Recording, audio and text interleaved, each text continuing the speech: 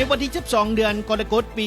2026นี่อยู่ที่ขัวเบตงอัดแห่งเสริมเล็กขามเชจำพรเสื่อมต่อระวังบ้านละหานำหาบ้าน2คอนเมือง2คอนแขวงสวัสดิเขตไม่ได้จัดพิธีเปิดน้ำใส่ขัวอย่างเป็นทางการทำการบรรยากาศที่เต็มไปด้วยความชื่นชมและความปิติยินดีของประชาชนโดยมีการนำขันสูงของพรรคราชการนำขันแขวงการนำขันเมืองและบรรดาแผนกการพร้อมด้วยพี่น้องพ่อแม่ประชาชนไม่ได้เข้าร่วมจังพร้อมเพียงและพิธีดังกล่าวไม่ได้รับเกียรติจากพระท่านบุญยังวรจิตอดีตเลขาธิการใหญ่อดีตประธานประเทศแห่งสาธารณรัฐประชาธิปไตยประชาชนลาวท่านสมดีดวงดีอดีตกรรมการศูนย์กลางภาคและอดีตห้องนายกรัฐมนตรีท่านบุญจมอุบลประเสริฐกรรมการศูนย์กลางภาคเลขาคณะบริหารงานพรรคแขวงประธานสภาประชาชนแขวงสวัสดิเขตท่านนางดาวอนสัชูเลียนประธานคณะกรรมการปกครองแขวงพร้อมด้วยการนำขันแขวงการนำขันเมืองขันบ้านและแขกถึกเชิญจากหลายภาคส่วนไม่ได้เข้าร่วมจ้างพร้อมเพียงและในพิธีผู้ตั้งหน้าแผนกโยธาธิการและขนส่งแขวงก็ได้ขึ้นกล่าวรายงานให้รู้ว่าการก่อสร้างขัวเบตงอัดแห่งเสริมเหล็กขามเชจำพร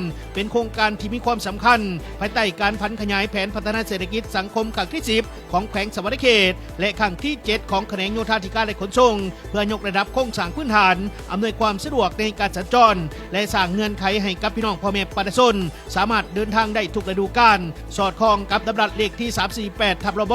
ว่าด้วยมาตรฐานพ้นทุกข์และมาตรฐานพัฒนาและขัวเบตงอัดแห่งเสริมเหล็กขามเชจำพรมีความยาวอยู่200 เมตรกว้าง9 เมตรประกอบมี8ช่วงและ9เสาโครงการเป็นของแผนกโยธาธิการและขนส่งแขวงโดยแมนบริษัท VLP พัฒนาก่อสร้างจำกัดผู้เดียวเป็นผู้รับเหมาก่อสร้างตามสัญญาเลขที่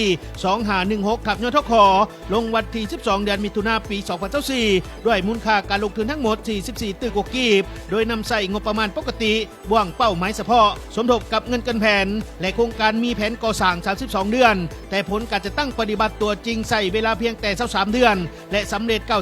99.02% จนสามารถเปิดน้ำใส่ก่อนแผนการหาเดือนและผลสำเร็จดังกล่าวมันเกิดจากความเอาใจใส่4นำของการนำทุกคันความพร้อมของบริษัทหับเมาและการร่วมมืออย่างดีจากพี่น้องพ่อแม่ประชาชนอยู่ในเขตละหานำและเขต2คอนการเปิดน้ำใส่ขัวขามเชจำพรแมนจะเป็นปัจจัยสำคัญในการยกระดับด้านคมนาคมเชื่อมต่อระหว่างเมือง2คอนและเมืองชลบุรีในการสัญจรไปมาสะดวกปลอดภัยในทุกฤดูกาลพร้อมทั้งสั่งเงื่อนไขให้แก้การค้าการลงทุนการขนส่งสินค้าการเข้าถึงการบริการด้านการศึกษาสาธารณสุขและการพัฒนาคุณภาพชีวิตของพี่น้องพ่อแม่ประชาชนหลายกว่า 140,000 คนใน95หมู่บ้านของ2เมืองให้ดีขึ้นอย่างยืนยงและพิธีเปิดน้ำใส่ขัวในครั้งนี้นับเป็นอีกหนึ่งหมากผลสำคัญของการลงทุนด้านโครงสร้างพื้นฐานที่แสดงให้เห็นถึงความเอาใจใส่ของภาครัฐในการยกระดับคุณภาพชีวิตของพี่น้องพ่อแม่ประชาชนและวางรากฐานให้แก่การพัฒนาเศรษฐกิจสังคมของแขวงสวัสดิเขตให้มีความยืนยงต่อไป